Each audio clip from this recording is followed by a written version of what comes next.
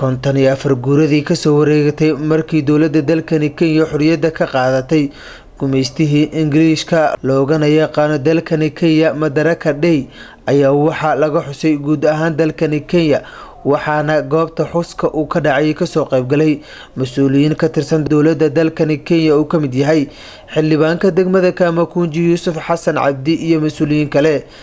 ahmiyadda maalintan ay leedahay ayaa waxaa si kooban ugu horeyn uga hadashay Jawaahir Maxamed Muuse oo ah jiifka waqooyi ee xaafadda Islii ee magaalada Nairobi. waxaa munaasabadan maanta aan ku qabanaynaa waa mar walba oo jirto sanadka markuu dhamaanayo 1 June munaasabadan waa maalinta xornimada la helay oo Kenya waxaan helnay xornimada 1962 sanadka markuu ahaa 1962 laakiin munaasabadnimo waxaa la galiyay 1968 baa la galiyay munaasabadan ilaa iyo waqtigaas waan soo qaban jirnay waana la qabanaa wax qabadka dawladana looga sheekeeyaa dadka sanad kastana way ogaadaan munaasabadan la qabto laakiin waxa lagu qaban jiray xaafad guud oo Nyayo Stadium oo madaxweynaha ka qodbeen jiray laakiin madaxweynaha xusubiyay county-yaashu wuxuu tagaa goboladu tagaa wuxuu ka rabaa inuu ka qodbeeyo marka annaga ahaan xaafad ahaan waxaan subinaa asaan mataleynaa aniga kula hadlayo qofka ugu hooseeyo madaxweynaha matalaan marka waxaan ku qabanay munaasabadeena xaafadda anaga ka shaqeyno sida aan dadka ugu dhiragelino waxay dawladda qabatay. xildhibaan Yuusuf xildhibaanka degmada Kamakunji ee gudaha dalkani Kenya ayaa waxa uu sheegay in maalintani ay tahay maalinta madax banaanida dalkani Kenya. waa maalin muhiim ah waa maalintii dawladda daakhiliyada ay Kenya heshay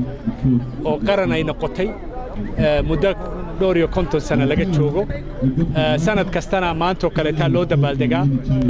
Kenyana waa wadan qabaa'ilo fara badan marka maalintan oo kale dadku dhan bay isu keentaa midnimay muujisaa wadaninimay muujisaa si walaaltinimo wada jira loogu yimaada waliba sanadkan dabaaldega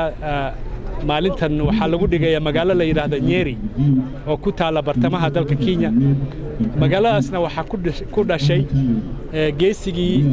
ugu horeeyay ee Ingiriiska dagaal kulul ku qaaday oo la yiraahdo Dedan Kimathi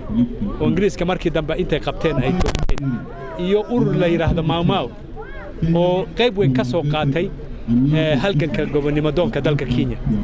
Mau Mau-gu wuxuu Kenya ka joogaa meesha Soomaalidu ay ka joogto Somali Youth League SYH oo kale marka maalin muhiim ah si wada jiro walaaltinimo u dabaaldegaynaa aad ugu faraxsanahay inay tahay haddana sanad doorasho maanta anigu waraaqahayga xisbiga aan soo dhiibay oo aan ahay musharaxa xisbiga wadanka ka taliyay Jubilee doorashada August 8-deedana aan ahay numberka koowaad rajaynayna dad fara badan oo Soomaaliyeed oo codkooda ka rita magaalada Nairobi inay soo baxaan oo ay hubsadaan inaan mar kale kursigan Kamakunji soo ceshano oo aan ku guuleysano. Cabduqaadir Cabdirasaaq Soofi Cabduqaadir Jiijile TV-ga Somali Cable Nairobi.